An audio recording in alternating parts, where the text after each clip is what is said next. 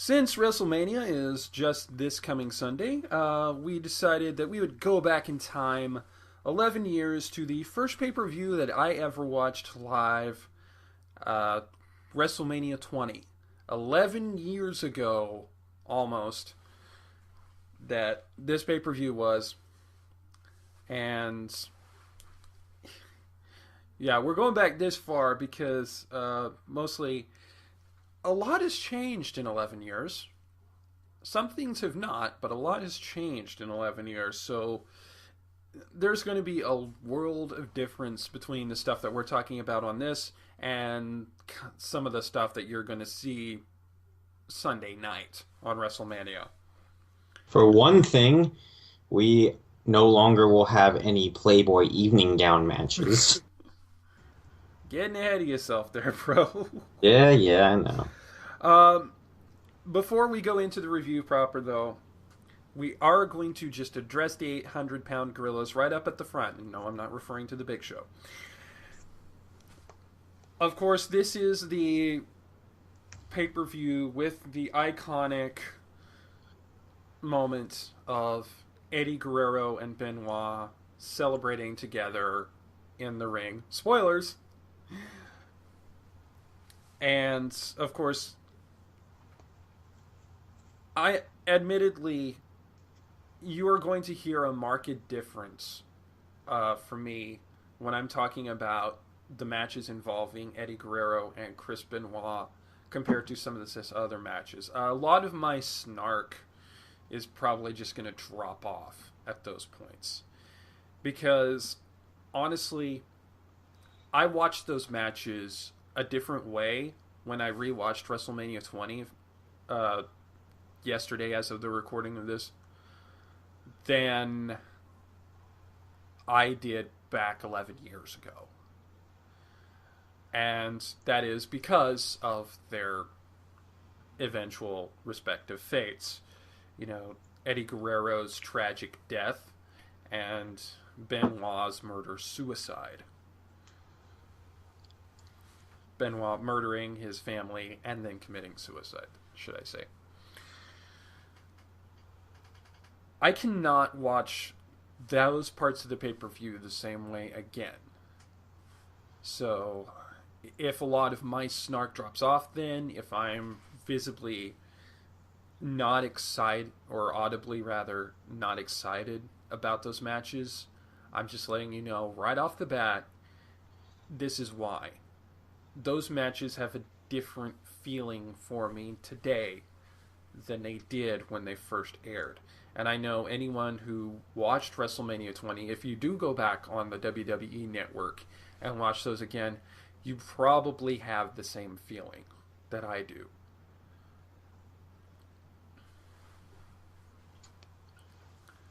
One more serious note before we get into talking about the pay per view proper. If I remember correctly, this was the first WrestleMania in New York post 9/11, which of course makes the little opening segment with the Harlem Boys Choir and all the patriotic imagery and showing the superstars going to meet the troops and all that uh, have a little more punch to it. It's basically, WrestleMania is coming back home to where the first WrestleMania began in New York and reminding New Yorkers that, yeah, that shitty thing happened, but look where we are. We're having the biggest WrestleMania ever in the biggest venue in New York. I believe it was also the last time that they held WrestleMania in what I would call a small-ish arena. It was also the last time they held a WrestleMania at Madison Square Garden. As you've probably noticed, they didn't do a WrestleMania 30 in Madison Square Garden. Yeah, instead they had that in the Superdome. The Superdome, Hulk Hogan. We got to get in our shots on that too. The Soup did it, so we got to do it too. Uh, in New Orleans. All right, now let's get into the pay per view again. In my opinion, I think that this was where Mr. McMahon was at his best, or the whole message of where it all begins again, the motto itself, really was, I think, what made WrestleMania just at least this WrestleMania intriguing. Yeah, indeed. This is definitely Vince's marketing genius at work because if you think about it, really, this was where things started to turn. I mean, we were still kind of in that post attitude, ruthless aggression, get the F out era then. We were only like 1 or 2 years removed from WWF becoming WWE. But this was where things really started transitioning into where WWE definitely had all the power. They knew it, and they were going to flaunt the fuck out of it. Yeah. Because TNA was fledgling at this point. They had cheeks. Yeah, TNA wasn't anywhere near the level where they are today, which is still not anywhere near WWE's level. You know, this was when I think this was when TNA was still doing smaller pay per views for their programming instead of being on Fox Sports Network. Yeah, it was. And also in this promo, they show all the various iconic WrestleMania moments, but the one that struck me the most is one that they put in there from the WrestleMania just before it. Apparently, Brock Lesnar's botching Star Press is an iconic WrestleMania moment. Don't know why you'd want to include a botch in your iconic WrestleMania moments, but you know, I'm not Lesnar doing WWE. any high risk maneuver, I think they would consider a WrestleMania moment. Yeah, I guess they only put that on there because, well, Brock Lesnar and Big Show destroying the ring happened on SmackDown instead of on WrestleMania. Uh, Yeah. all right, first match of the night, U.S. title match. Big Show versus John Cena, one of the only two matches on this card where the two competitors are still in the WWE. And of course, this was John Cena's first WrestleMania match. Now, he was supposed to be on WrestleMania the year before doing a rap battle with Jay-Z. But Jay-Z pulled out, which led to a Sunday Night Heat segment where Jay-Z was battle rapping a cardboard cutout of Jay-Z. You mean John Cena was? John Cena was battle rapping a cardboard cutout of Jay-Z. So, he finally gets to show up on the Big Show on this particular pay-per-view and the U.S. title shot against the Big Show, and it's a world of difference compared to his more recent appearances. This was back in the day when a lot of us had hope. This was back in the day where John Cena had that edge, was really riding the whole rapper hip hop thing. Unfortunately, it was also the day and age where he made stupid homophobic comments relating to Michael Cole, which we will not forgive him for that, regardless. But yeah, you look at him back then. Like I said, this was when people, including people in what is commonly known as the internet wrestling community, had hope for John Cena. He was wrestling good matches. He had a fairly diverse move set. He was young. He was up and coming. And most importantly, he had not yet been shoved down our throats for a little more than a decade. Oh yeah. So you have his battle rap up there, which of course is also something that would not fly in the current PG era because he says things like, itching to beat him like a penis with an STD. I like that one. Yeah, that was a good line. It'd never fly in the PG era, but it was a good line. Cena could wrestle. Cena was good on the mic. I mean, Like I said, back then, we had hope. If we had any inkling that 11 years later we would be sick of him, If someone came back in time from this era back to WrestleMania 20 and told me when I was watching this that John Cena, I would eventually get sick of John Cena because he would be shoved down my throat like quote unquote D's nuts, I would probably look at them and be like, no, the fuck you talking about, man? This guy's entertaining.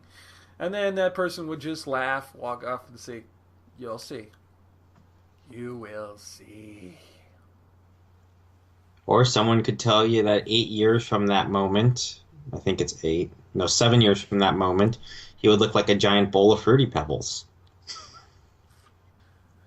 And then we, of course, Big Show, then the champion, comes out second. And The Big Show looks like he was wearing a toy title. I'm sorry, it looked like a toy. yeah, the U.S. title compared to the then 500-pound Big Show just looks ridiculously small.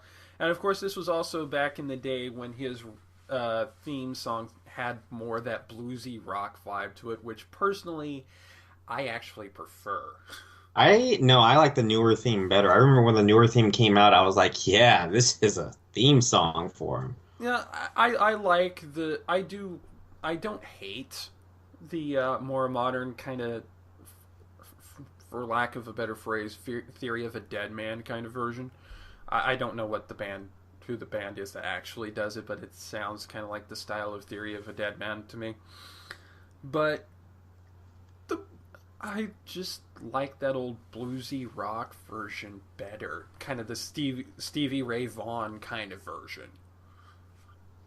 Maybe it's because you just haven't heard it in a good while. It's been 6, 7 years now. Yeah, it's probably nostalgia goggles there, but even so, also my music tastes kind of skew a little older. Like for instance, while I do enjoy more modern bands like the aforementioned Theory of a Dead Man, or Avenged Sevenfold, or Hailstorm, Lizzie Hale, my rock crush. Uh, my favorite bands are Queen, Pink Floyd, Rush, and Queensryche. So, there you go. Old Bird is old.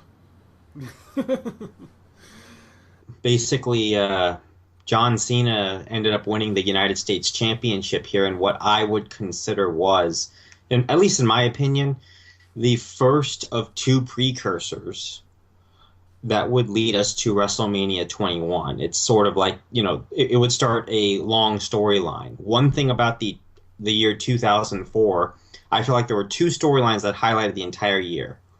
This was the first one, was Cena's on and off U.S. title runs. Yep, the rise of John Cena from mid Carter to main eventer. Right, and you could tell. And the second big one would happen a month later when Bradshaw would become JBL, John Bradshaw Layfield, and his rather historic WWE title run.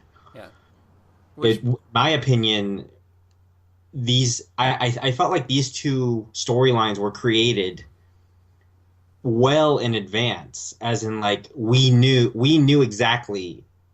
But well, I mean the WWE brass knew exactly what and was happening and what the main event at WrestleMania 21 would be at this and point. also side note on this, both of those storylines took place on SmackDown.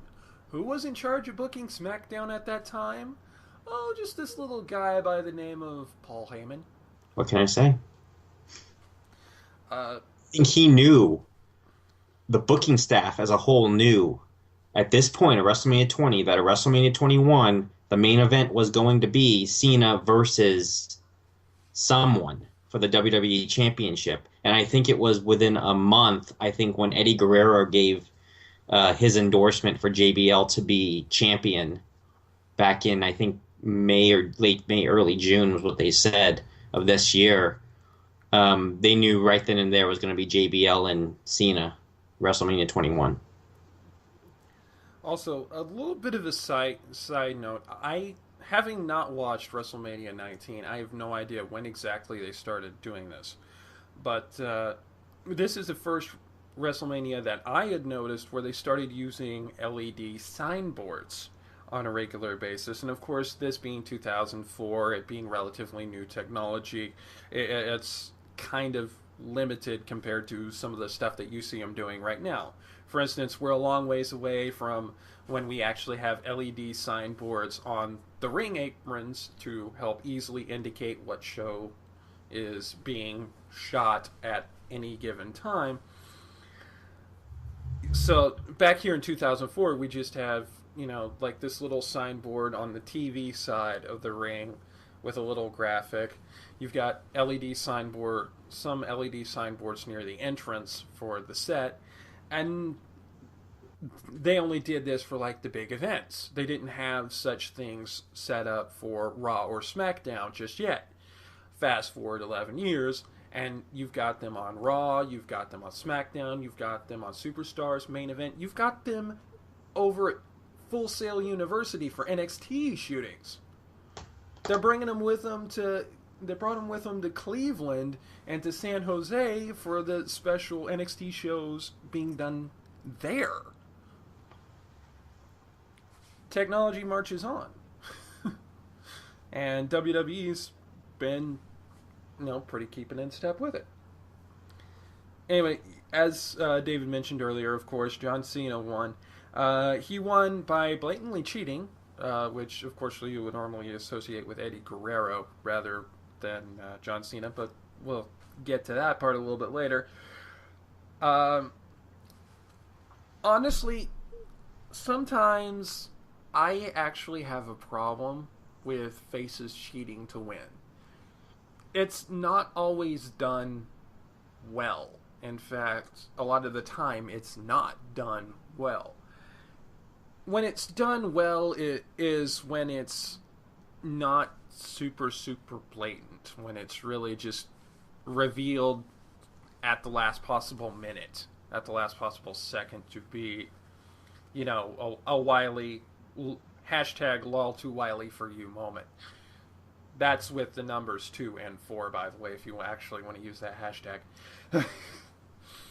But in this case, this one was telegraphed so hard, with the theatrics with the chain, and then throwing the chain away for the distraction, and then grabbing one of his brass nuts.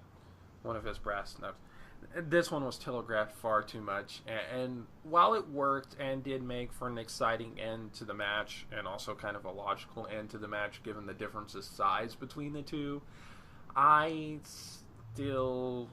it's not one of the best examples of wily face bending or breaking the rules to win. Well, Cena was a face with an edge at the time, so I mean, Yeah, I know. Last vestiges of the Attitude Era, ruthless aggression, and all that. All right. In between matches, we had a segment with Jonathan Coachman and Eric Bischoff, who was then Raw GM. By the way, future ESPN anchor Jonathan Coachman, and this is another one of those more things change kind of situations, because back in this time, I will readily admit, I hated Coach. Looking back in retrospect, I understand why. It's because Coach was one of the better heels in WWE at the time. He knew how to play up that smug, arrogant, coward character to get you to hate him. It wasn't a case of, as it's referred to, X-Pac heat, where, you hate the guy just because you want him to go away. It was, you hate him because he's making you hate him. And looking back on him now, seeing him on ESPN and following him on Twitter, I love the Coach. The Coach is awesome.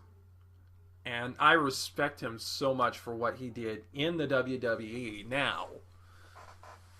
A whole lot better, a whole lot more than I did back then. Because back then, I was a dumb, naive kid. I mean, we're talking 11 years ago. I wasn't creeping up on 31. I was creeping up on 20 back then. And then after that, we have a little segment with Evolution. Randy Orton doing most of the talking there. And if you look at Randy Orton in the original Evolution, not the revamp, the reunion that they did last year, but original run of Evolution, you can kind of see a prototype of what Seth Rollins would become today. He's very much got that same kind of cadence in his voice, saying basically stuff that Seth Rollins would be kind of saying today with the Authority. He just sounded very I don't know. He just sounded like a little whiny bitch at the time, which I think fits Seth Rollins' character very well.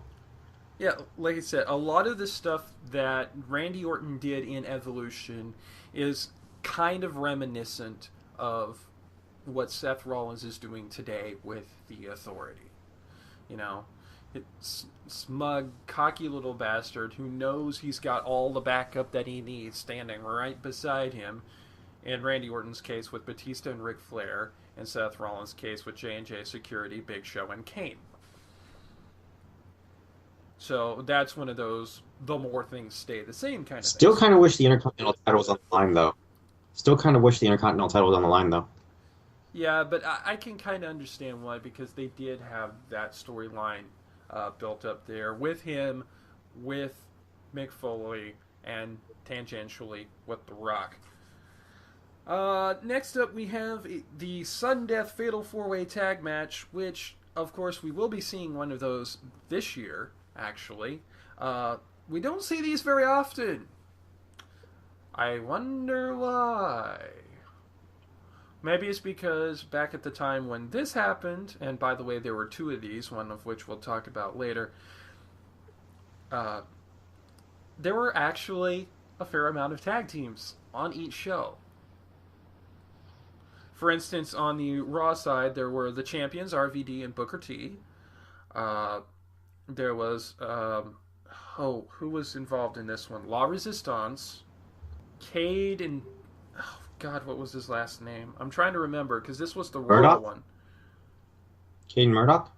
No, yeah, and the Dudley Boys. And by the way, if you go back and watch some of the older pay-per-views on WWE Network, especially if you're an older fan who watched these shows originally, you may notice that some of the music has been changed. Particularly in this specific case, the most egregious case would be that the Dudley Boys music is not, in fact, Drop the Bombshell by Powerman 5000. I can only presume this is because WWE does not have the rights to use that music anymore. Which is a shame because I actually liked Drop the Bombshell. Get up, get up, drop the bombshell. And that's all I'm I going to prefer sing that theme before. song to myself. Yeah, and that's all I'm going to sing of that because if I sing any more of it, we'll probably get flagged by YouTube. Um,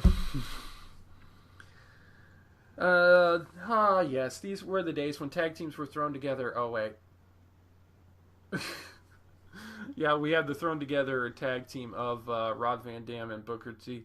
N- Not as much an odd couple as Booker T Goldust was.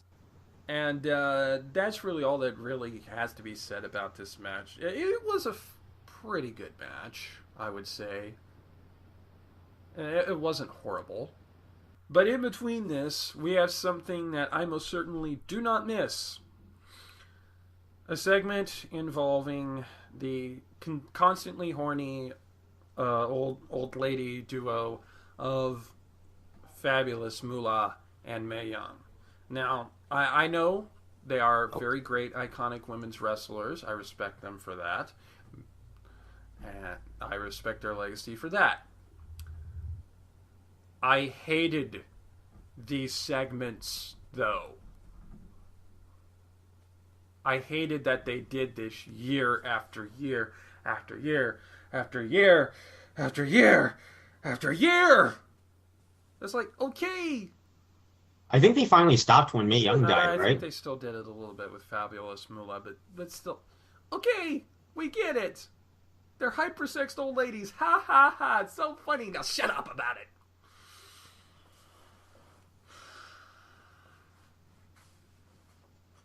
And they brought in Mean Gene Okerlund and Bobby the Brain Heenan into it, which I'm sure you can find something better for Mean Gene and Bobby the Brain to do than get sexed up by Mae Young and Fabulous Moolah. Especially when the segment is supposed to be, oh, Jonathan Coachman's investigating weird noises because he's been sent by Eric Bischoff to look for the Undertaker who's supposed to be in the arena.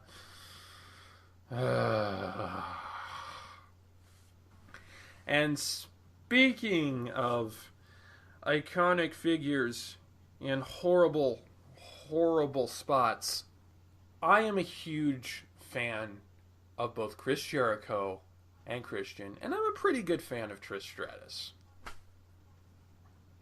The angle that they had them doing going into WrestleMania, where you have the love triangle gone awry, you know, the whole, oh, I bet you I can bang Lita before you can, I bet you I can bang Trish before you bang Lita for $1 Canadian, because they're both Canadians, get it? Uh, uh, when people refer to pro wrestling as soap operas for men, that's one of the reasons why. Because of angles like that. And that's all I'm going to say about that angle. The match itself was great. I love these two performers. They worked off of each other really, really well. But the angle sucked. You got... I, for one, just can't stand love triangles in wrestling. I just haven't seen a love triangle that actually works. And just regarding the match itself, at the end of the match, after the match, when Trish came in to try to console, and the supposed heel turn started, why did she have to slap Jericho more than once to get the message across? I don't get it. Because... Because. Because. Because of the terrible things they write. I think she slapped him like 5, 6 times. Like, Certainly twice in rapid succession, yeah. Finally, we have the 3-on-2 handicap match, Evolution versus the Rock and Sock Connection. And for those of you who never did get to experience Evolution, their theme song was much like Triple H's main theme, Play the Game, and also his more recent Authority theme, Bow Down to the King of Kings one. Their theme song was done by Motorhead, because Lemmy Kilmister equals far better than you. Lemmy Kilmister's blood is 100% alcohol, and yet he still lives. He still lives, and he still rocks. I liked Evolution's theme a lot. Yeah, I still have the MP3 of both that and Triple H's original theme, because even just as songs by themselves, they're pretty awesome. There are just some bands who have an innate talent for making songs that would make good wrestling themes. I would argue Avenged Sevenfold is one of them, but Motorhead definitely is one. And of course, when you have Rock and Mick Foley together, they're always on point. Of course, you have the two iconic segments in the history. Mick Foley doing Rock's This Is Your Life, and then just before this angle, The Rock actually turned the tables on Mick Foley and did This Is Your Life for him. And there is epic chemistry between these two. Probably the best decision that was ever made as far as quote unquote throwing people together for a tag team. They needed to be a tag team a lot longer, I'll be honest Yeah. with you. Well, they were for the longest time when they were the Rock and Mankind. This was actually them coming back at Madison Square Garden. And of course, in the match itself, Rock versus Flair. You have the style and profile and icon of the 80s and early 90s, and the electrifying icon of the late 90s and early 2000s together. And if the match was just Rock versus Flair, it would still have been a really great match.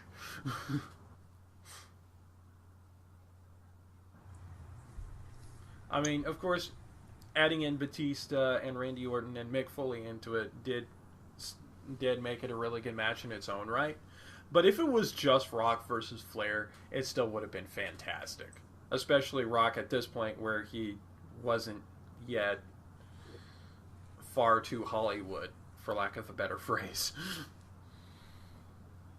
And Flair still looked like that he could Yeah. wrestle and not look like he's just hobbling down into the ring just to get himself Yeah. busted If you open had again. Rock versus Flair in 2015, it wouldn't be that great. If you had Rock versus Flair in 2004, it would have knocked your pants off. Gender, regardless of gender. Speaking of knocking one's pants off, supposedly, we had the first ever Playboy evening gown match with Sable and Tori Wilson representing SmackDown, taking on Jackie Gata, Miss Jackie, and Stacy Keebler representing Raw. This was the And this was the first of two bathroom breaks for me. Well, yeah technically the three. first ever Playboy evening gown match, and thankfully the last. I know this was supposed to be all sexy and titillating, but honestly, when I think about watching the show originally, I didn't even remember this match was on the card until it came up rewatching it. Hey, one benefit of the PG era, Yeah, no more of this crap. this match when this match was over, and of course it was supposed to be all sexy, and of course you have Jerry the King Lawler doing his insufferable old perv bit. Ugh, shut up, Jerry. Do not talk about puppies Puppy! unless there Puppy! are Puppy! actual canines around the ring. I swear, whenever a diva comes down to the ring, Jerry Lawler turns into a Pokemon. Who's that Pokemon? It's puppies! Puppies!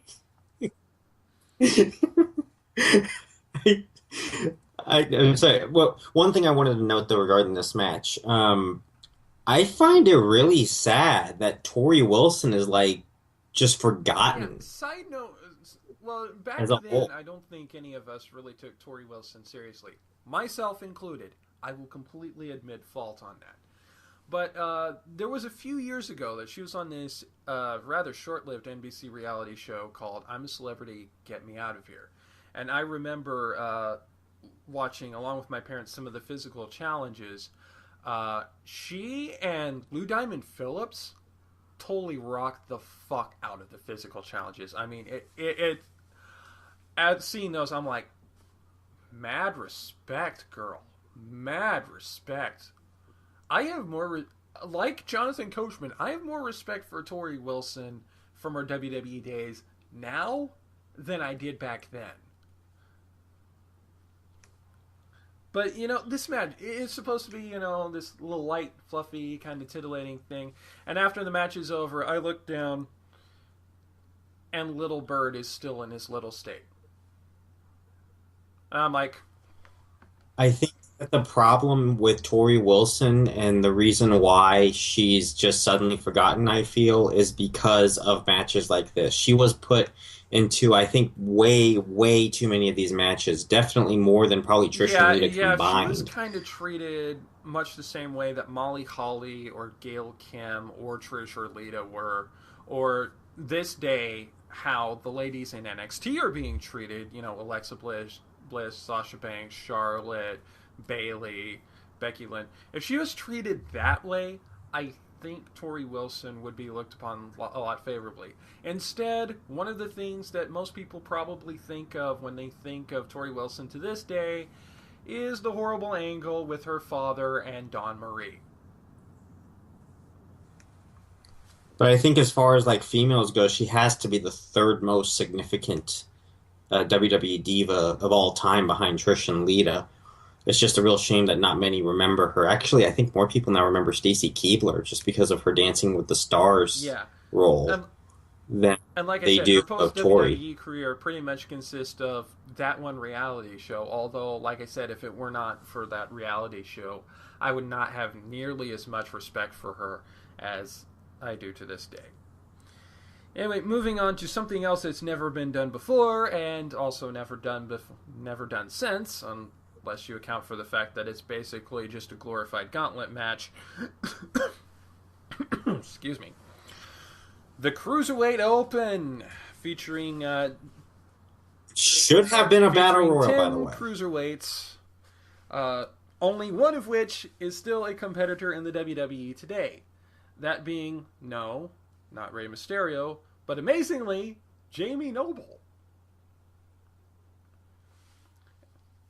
And Oh wow. yeah, let's run through all the competitors real quick. We have the three Japanese wrestlers, Funaki, Tajiri, and Akio, none of which are in WWE anymore. We have, oh, well, four Japanese wrestlers, actually, because we also had Ultimo Dragon. Again, not in WWE anymore. Nunzio, not in WWE anymore. Billy Kidman, not in WWE anymore. Chavo Guerrero, not in WWE anymore. Rey Mysterio, not in WWE anymore.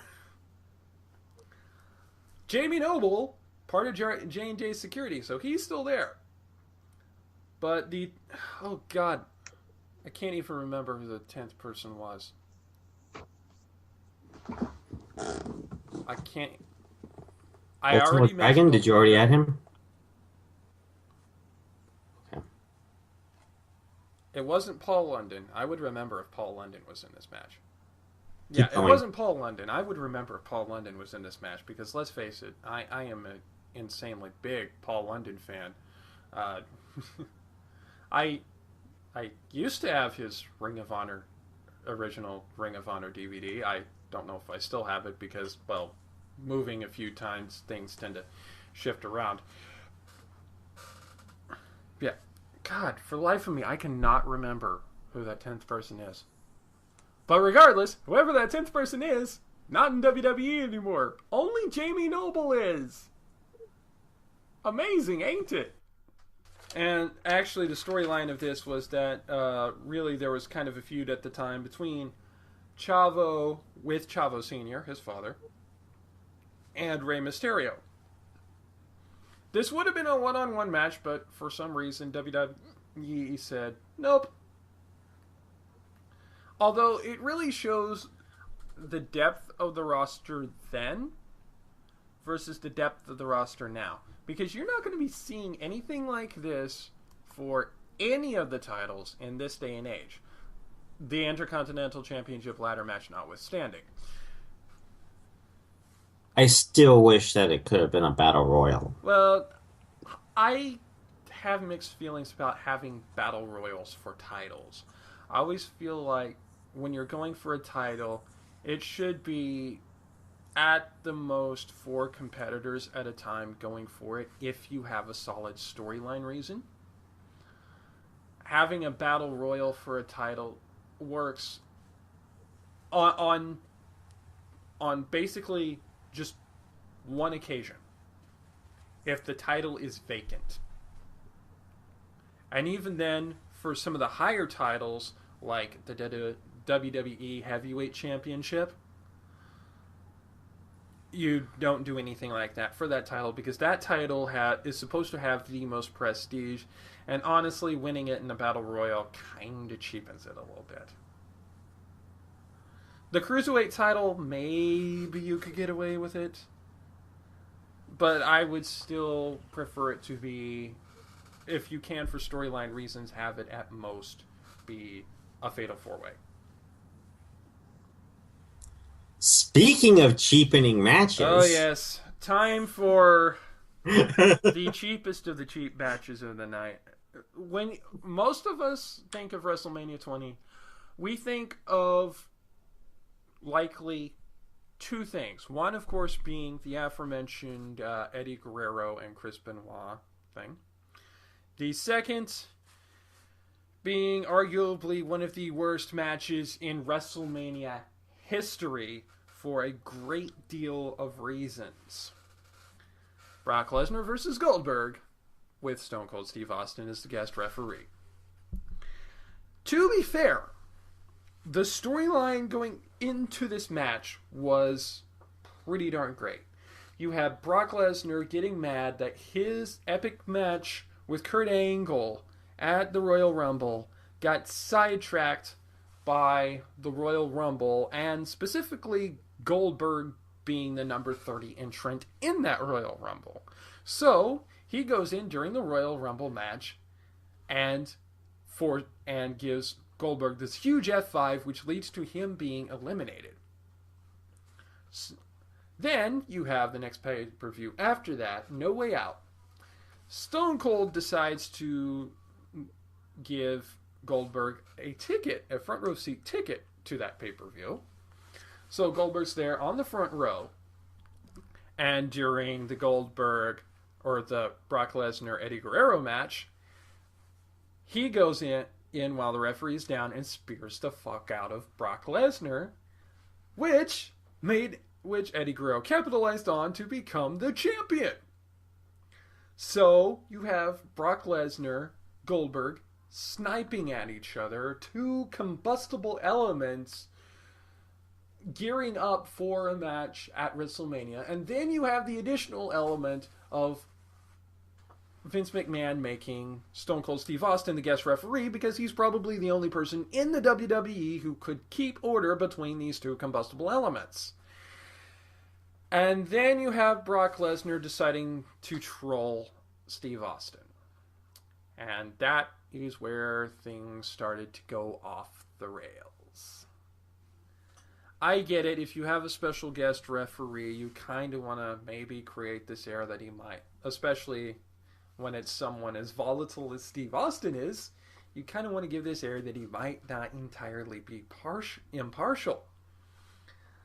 I think they did it in the worst possible way.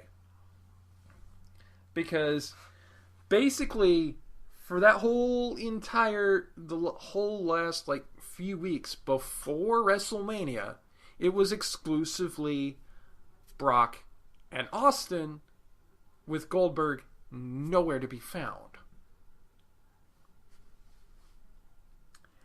And then you have the reality subtext.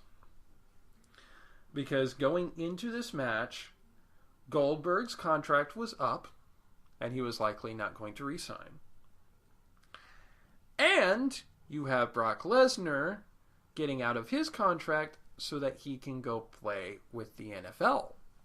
And no one wanted to get injured. So, going into this match, you have one guy who is 6 feet from the door, and the other who, like you said, is in no desire to get himself injured before his tryout for the NFL, which, by the way, worked out spectacularly for Brock. Well, he didn't get to the final cut, so I mean, it wasn't a total loss. But I think with someone like Brock Lesnar, anything less than making the team would be considered a failure. It worked out spectacularly for Dana White. So you have the match starting, and you can just feel the lack of fucks being given. Clearly, the only person in that ring who gave any kind of a care was the one guy who was sitting in the corner with a visibly annoyed look on his face, looking back and forth between Lesnar and Goldberg and like, guys, come on. Get the goddamn match started already. Come on, man. I think they went at it for like 7 minutes that way before they finally started some kind of contact. They want to beat the hell out of each other according to the storyline. And you have almost 10 minutes of posturing.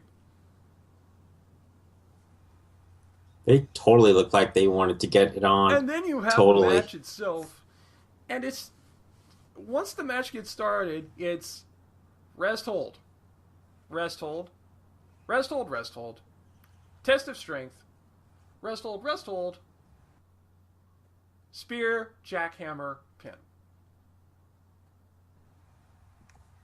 I may have exaggerated that a little bit, but that's pretty much the way the match went when it actually got going. Yeah, the And best then thing you can Stunner. say about this match is that it ended first with Stone Cold giving the stunner to Brock Lesnar, and then Stone Cold giving the beer troll stunner to Goldberg.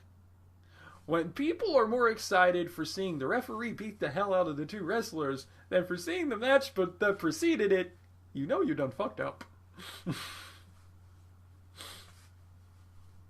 And the look on Austin's face, it was like, yeah, match is over. To have your stunner and eat it. Now time to give the well, y'all want me to see y'all want to see me give the people what they actually want. Give me a hell yeah. Yeah, I know. All right. Now for the WWE Tag Team title Fatal 4-Way.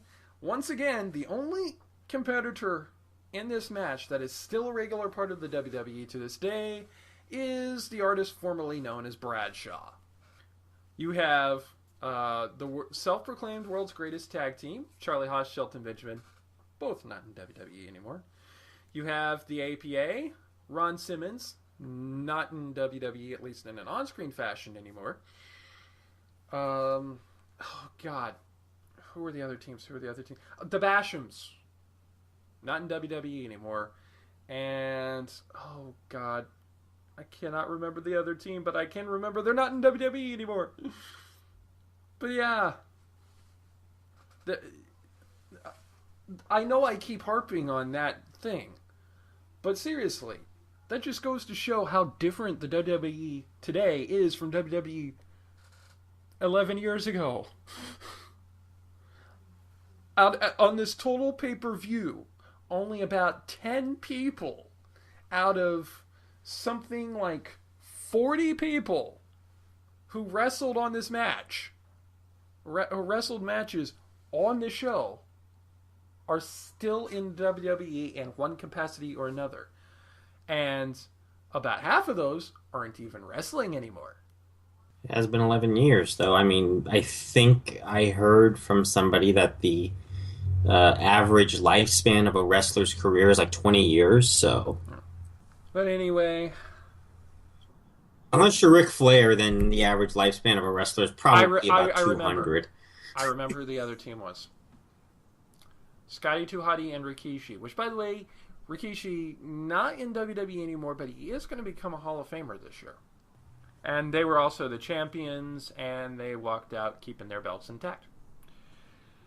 And now, a friendly reminder that hair versus whatever matches used to be a thing. I think the last one that we had was actually Vince McMahon versus Donald Trump by proxy, hair versus hair. Which Vince McMahon won, which Vince McMahon lost because, let's face it, no, they're not shaving Donald Trump's hair. That was the foregone conclusion match of that night. In this case, though, we had Victoria, women's champion at the time, versus Molly Holly. If Molly Holly won, she was women's champion. If she lost, she got her head shaved. I, Hair versus anything matches do not work for females. I'm sorry. It yeah. just don't. Although there are some times where I can see you needing to get your hair shaved, like if you've got to go out for a while for like a neck surgery or something like that. There are good reasons for needing to have your hair shaved in a storyline, besides just reasons of vanity.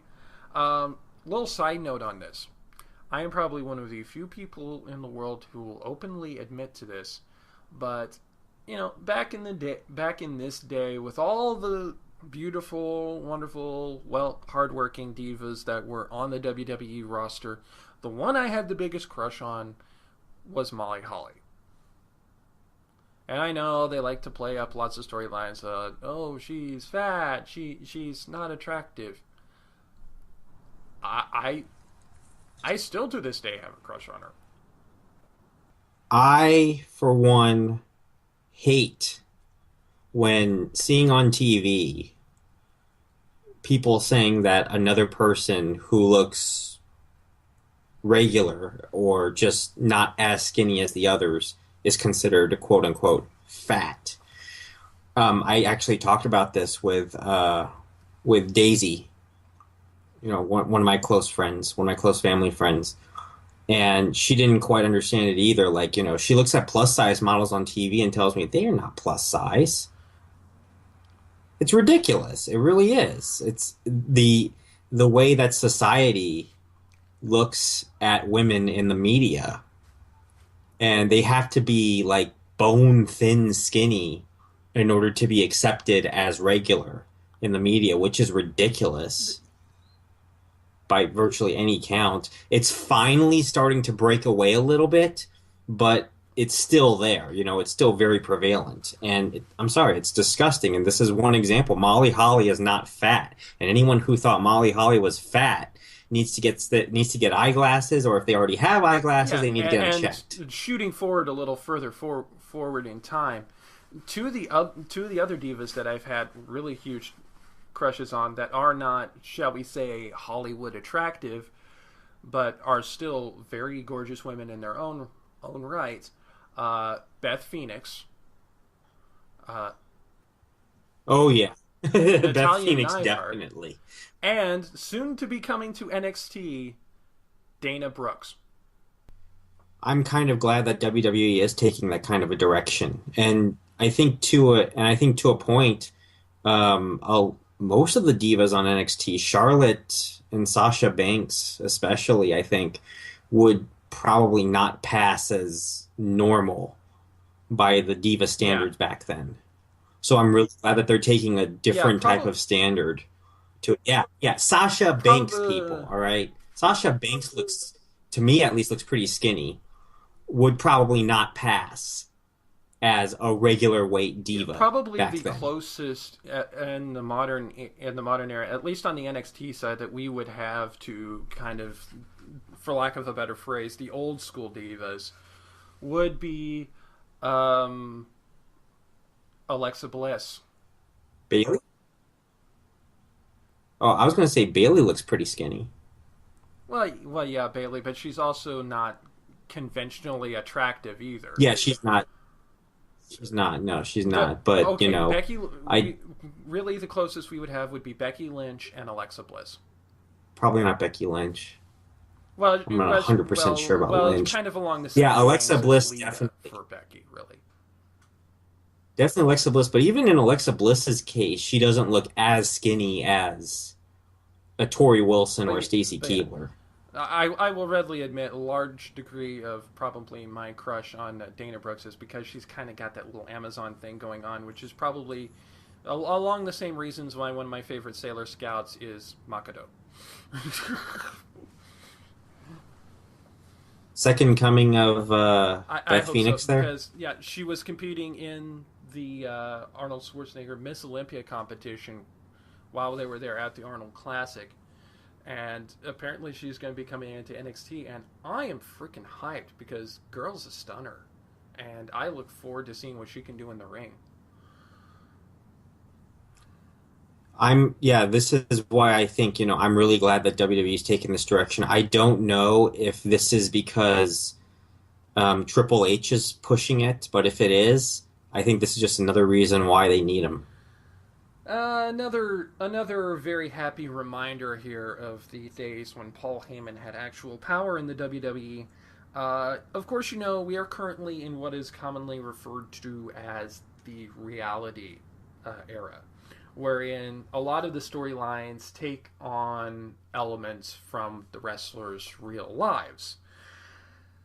A lot of those don't really work all that well, though. However, this is still back in the ruthless aggression era. We have a grounded in reality storyline that worked really, really well. Kurt Angle versus Eddie Guerrero for the WWE Championship. You have Eddie Guerrero, the popular face WWE champion.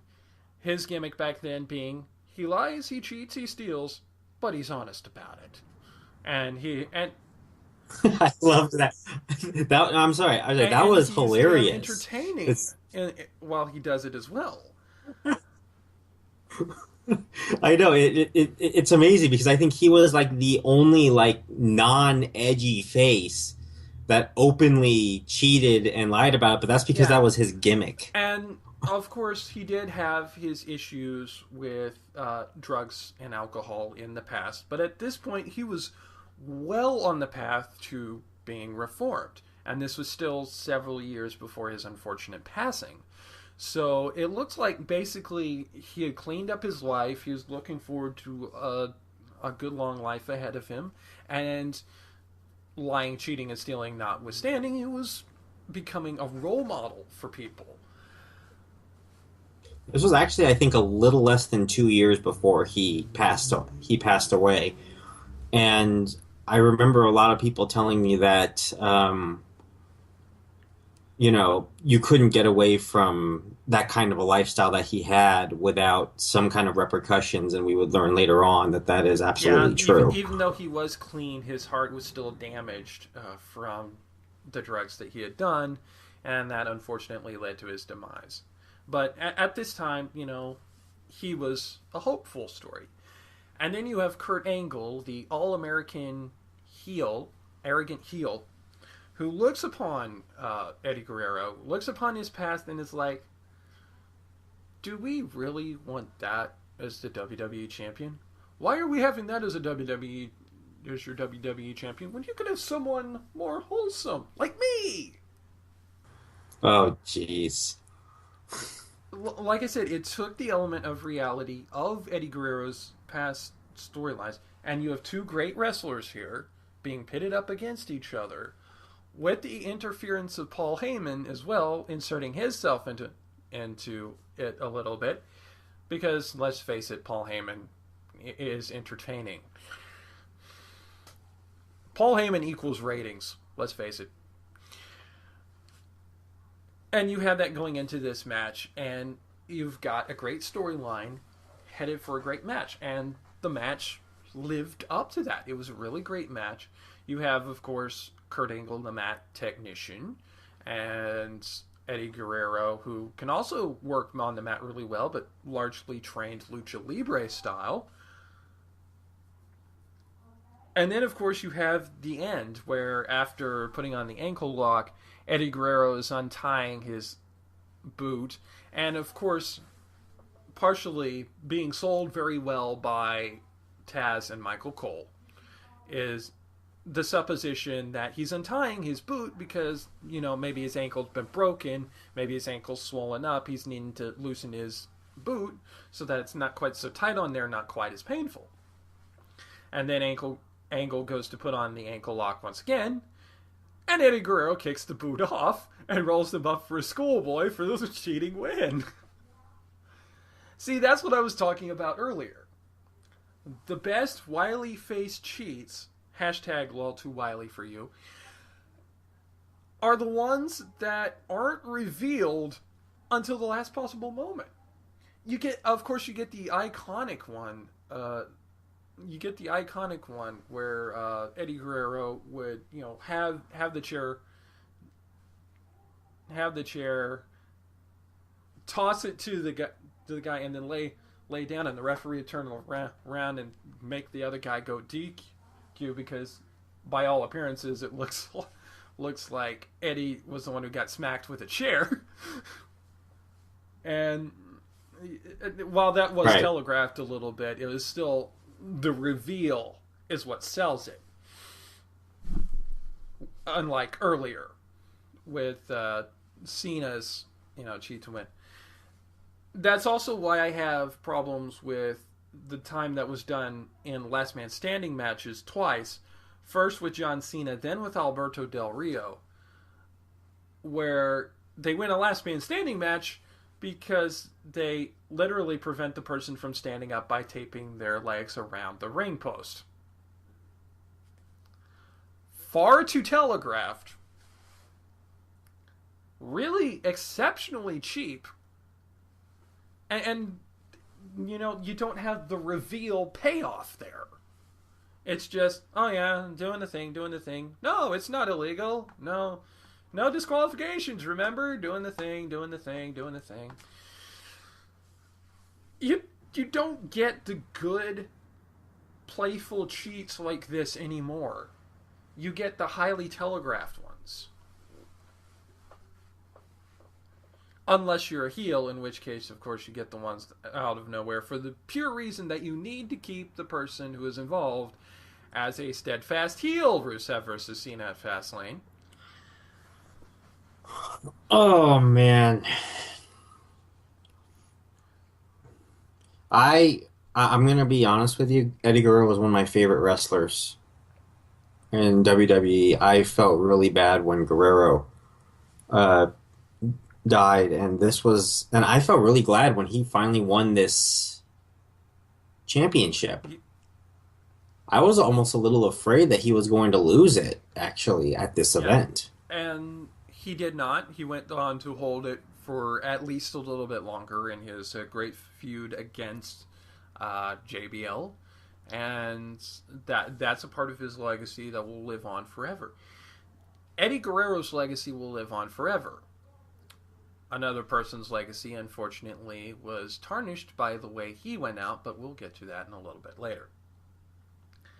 Instead, we'll move on to Undertaker versus Kane here, which I believe was Undertaker's return from being buried alive the second time. I know he'd been buried alive several times and then ended up coming back for WrestleMania. I can't remember if this is the second time or possibly even the third. I know it was not the first. But I love the more theatrical entrances that they have a lot of the times for WrestleMania. If you look very carefully when you're watching WrestleMania 20 on Kane's intro, you have that LED signboard there with the silhouette of the New York City. When Kane comes in, that whole silhouette looks like it's on fire. And it looks incredible. And then, of course, I think this was like one of the first times that they actually started doing like these mega silhouettes, and it started becoming more of a thing. yeah. And then, of course, you have Paul Bearer coming in with the Druids. May Paul Bearer rest in peace. Godspeed, Godspeed, Moody. To really sell up the atmosphere for Undertaker's return. And the match itself is not that very long, but the atmosphere around it and the storyline that it told, with Kane just being incredulous that Undertaker is not only actually there, not only actually physically present, but is beating the hell out of him, is just, that is great storytelling. It goes to show that sometimes you don't have to have long matches in order to have matches that tell a good story. However, the match should be significantly longer than 18 seconds. Sheamus versus Daniel Bryan. I just realized something. You know what would be the perfect way for The Undertaker to go out if this is his final What's that? match? Okay. Have The Undertaker gain the upper hand on Bray Wyatt.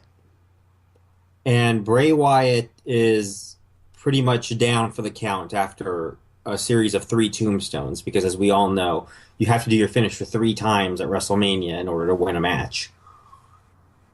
And then, right when the referee pins one, two, let the lights go out, let the lights come back up, and there's Kane.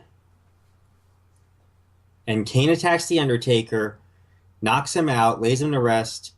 Bray Wyatt, finally comes to after the beatdown that Kane does over The Undertaker, puts him on Sister Abigail, 1, 2, 3, and the match would be over. Yeah.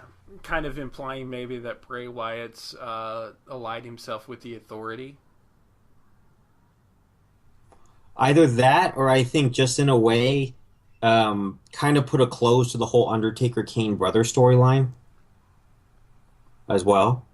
Because if this is the Undertaker's last match and Kane's is probably not very far away, you could probably set this too as a precursor to have Bray Wyatt be Kane's last match as That well. would be an interesting storyline. Um, what I've been hearing as of late, though, is that there may possibly be a setup toward at WrestleMania 32, Undertaker versus Sting.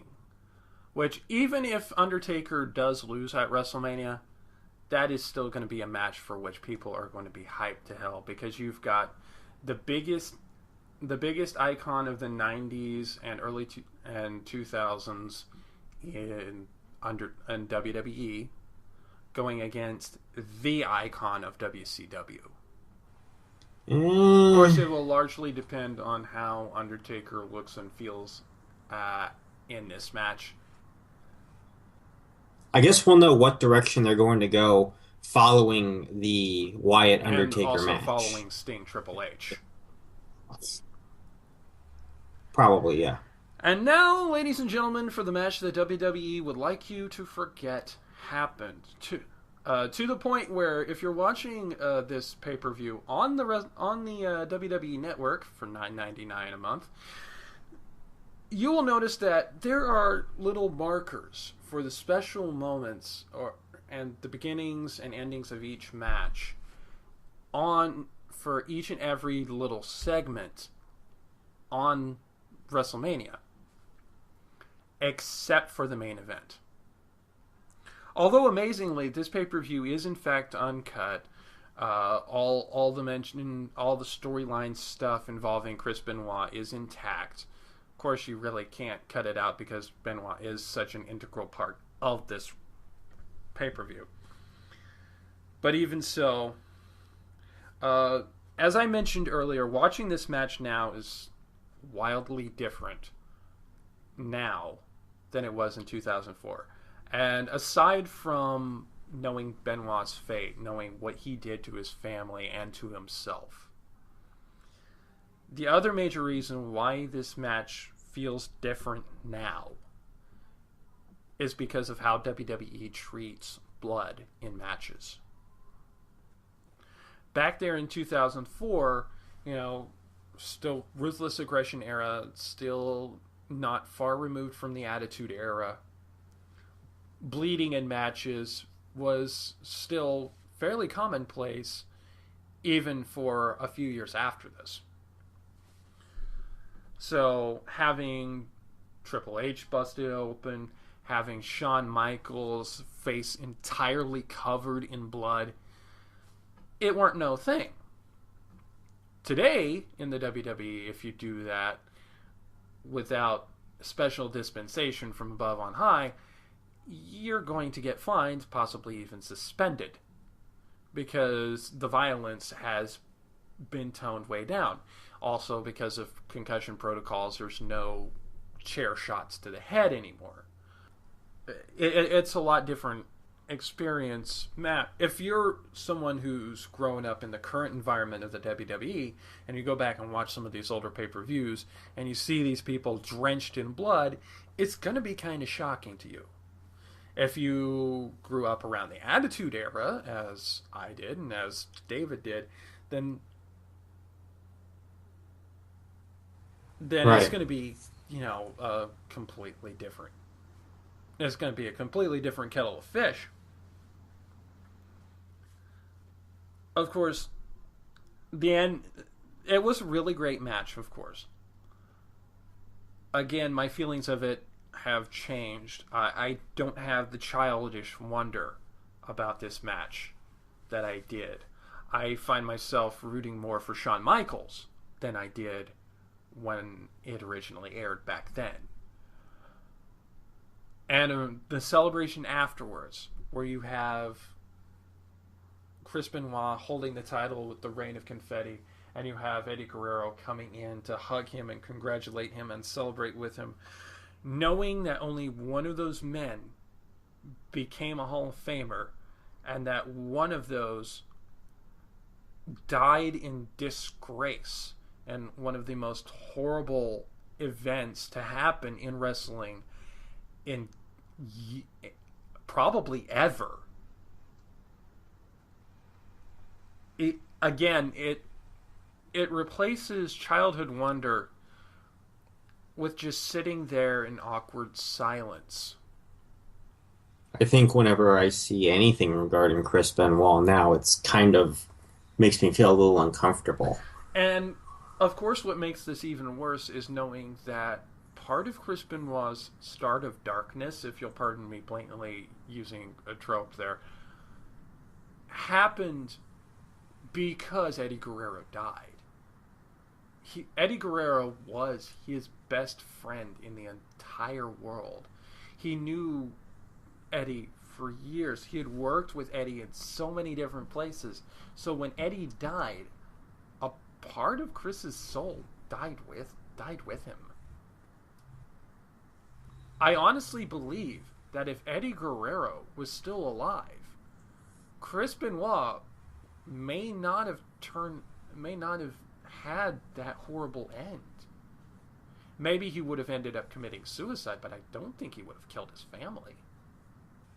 I know it's blatant speculation, and I have no basis for saying that at all. I have no actual grounds to believe that. But I honestly think that if Eddie Guerrero was still with us, Chris Benoit would not have killed his family, would not have died in disgrace. He would have died in tragedy, but he would have not died in disgrace. I honestly don't think that Chris Benoit would have died at all at Well, this point, anyway. I say he might still have committed suicide because a lot of what factored into his death was head trauma, repeated head trauma.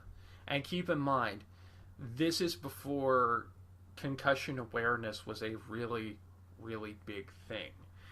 Nowadays we have people avoiding doing diving headbutts and trying to stay away from moves that cause a lot of head trauma in wrestling. We have improving concussion protocols in football. And while they're still not very high end, we do have concussion protocols in WWE for people to sit out and heal up when they have a concussion to let their brains time to unscramble themselves. This is before all that. So it is very possible that the head trauma could have led to Chris Benoit eventually ending his own life. I do not believe he would have gone off the deep end if his friend was there to if his friend was still there. I honestly think, like I said, that when Eddie died, a part of Chris's soul died with him, and that was the start of darkness. All right, well, final thoughts. Obviously, my thoughts on this pay-per-view have changed over time. After watching this pay-per-view in 2004, if you had come to me and asked me what I thought about the pay-per-view, I would have probably given it 4.5 stars. But even accounting for the uncomfortableness in hindsight, and even accounting for the absolute shitbag that was Lesnar Goldberg, I would still give it 4 unicursal hexagrams because I don't use stars anymore. I would have gone with 4 back then, but now I look at it and I just think to myself, maybe it's just me being a little bit more jaded about professional wrestling in general, and just seeing that, a lot of this stuff was like, I'm sorry, it was crap. It really was. I don't think that the Angle Guerrero match nor the threat match main event at the end really could do much more than just save themselves rather than save the pay-per-view in general, which was filled with multi-team tag team matches that were just yawners, a Playboy evening gown match, which was, at least in my opinion, the reason why I think that in some ways, I kind of enjoyed the PG era a little more. Because if this passed for sexy, then. And then, of course, the hair versus title match, which, like I said, hair versus anything with female matches just don't work and repulse me. And of course, the Lesnar Goldberg fiasco, which was more of just two guys kind of tapping each other, followed by a jackhammer from Goldberg to win the match. I would go with 2.5 stars out of five now, in retrospect. I think that the good matches, which was the U.S. match, the opening segment, mixed in with the last three matches of the show, I would have given 4.5 as a collective, 4.5 as a collective, and then the rest of the card, I would give a half to one as a collective. So averaging that out, I would say 2.5 out of Well, see, five. the thing about this pay per view is when it was good, it was really good.